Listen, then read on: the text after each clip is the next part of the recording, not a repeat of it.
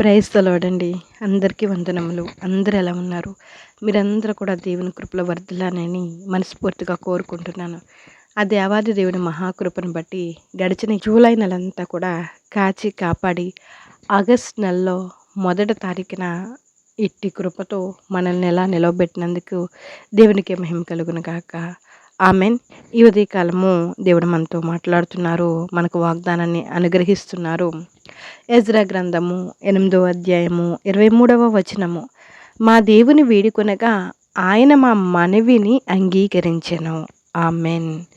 ఈ మొదటి తారీఖున ఈ ఉదయకాలమే దేవుడు నీకు సెలవిస్తున్నారు. నీవు వేడుకొనగా ఆయన నీ మనవిని అంగీకరిస్తారు, ఆలకిస్తారు. నువ్వు ప్రార్థిస్తున్నావా?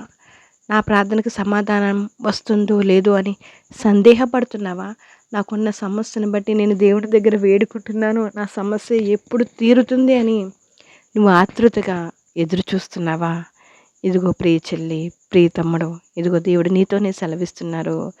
నీవు వేడుకొనగా ఆయన నీ మనవిని అంగీకరించి నీ ప్రతి సమస్యను తొలగిస్తారు, నీ ప్రతి అవసరతను తీరుస్తారు.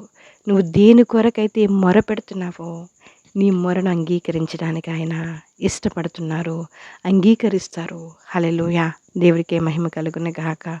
మనం ఉపవాసం ఉండి దేవుని కొరకు ప్రార్థించినప్పుడు దేవుడు అద్భుతమైన కార్యాలు జరిగిస్తారని మరొకసారి మనతో గుర్తు చేస్తున్నారు, మనతో మాట్లాడుతున్నారు. మనందరం కూడా దేవునికి ఇష్టమైన భక్తి చేస్తూ ఆయన సెలవిస్తున్నారు కదా, నిజముగా మొరపెట్టు వారికి ఆయన సమీపంగా ఉన్నారు. మనం మొరపెడుతున్నామని అనుకుంటున్నామేమో, నువ్వు నిజంగా యథార్థంగా దేవుని దృష్టిలో నీ హృదయముతో దేవునికి మొరపెడుతున్నావా? నీ ఆత్మీయ జీవితం దేవునికి ఇష్టంగా ఉందా? ఒక్కసారి మనందరం కూడా జ్ఞాపకం చేసుకుందాం. ఆయన వింటున్న దేవుడు, చూచుచున్న దేవుడు, మన హృదయాంతరంగములను ఎరిగిన దేవుడు. నువ్వు నిజంగా మొరపెడితే దేవుడు తప్పకుండా నీ మొరను అంగీకరిస్తానని ఈ ఉదయకాలం మాట్లాడుతున్నారు. నువ్వు దేని కొరకు ఆయన దగ్గర వేడుకొన్నా ఆయన నీ మనవని అంగీకరించబోతున్నారు. నువ్వు ఏ సందేహపడొద్దు, ఆయన నీకు తోడుగా ఉన్నారు. సెలవిస్తున్నారు కదా, మనుషులను నమ్ముకొనుట కంటే యెహోవాని ఆశ్రయించుట మేలు, మన బలమైన దుర్గము ఆయనే. ఆయన కృప మనకు తోడుగా ఉంటే మనకి ఇంకా ఏది కూడా అవసరం లేదు. తప్పకుండా ఆయన మన అందరి మనవిని అంగీకరించును గాక. నీకున్న ప్రతి సమస్యను తొలగించును గాక. నీ అనారోగ్యాన్ని దేవుడు ఆరోగ్యంగా మార్చును గాక. నువ్వు దేని కొరకైతే మొరపెడుతున్నావో, ఆయన పాదాల చెంత చేరి వేడుకొనుచున్నావో నీ ప్రతి మొరను ఆయన అంగీకరించుచున్నారు, ఆలకించుచున్నారు. నీ ప్రతి సమస్యను ఆయన తీర్చడానికి సిద్ధంగా ఉన్నారు.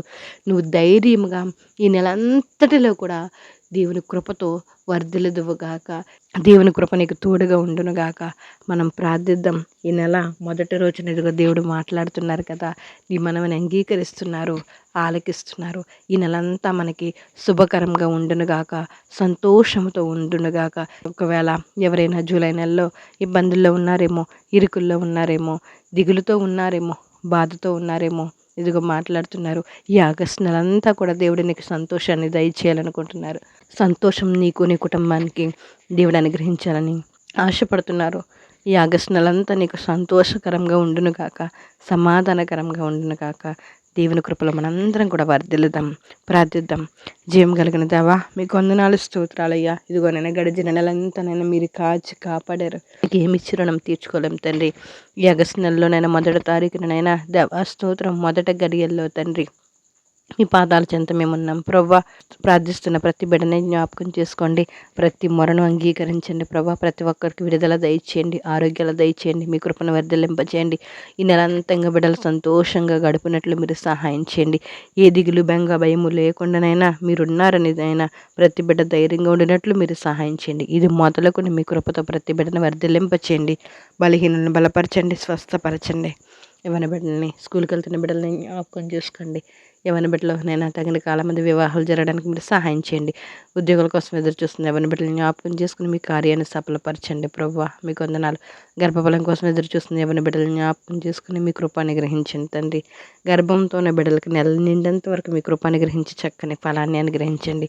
ఈరోజు ప్రయాణాలు చేస్తున్న ప్రతి ప్రయాణాన్ని జ్ఞాపకం చేసుకోండి.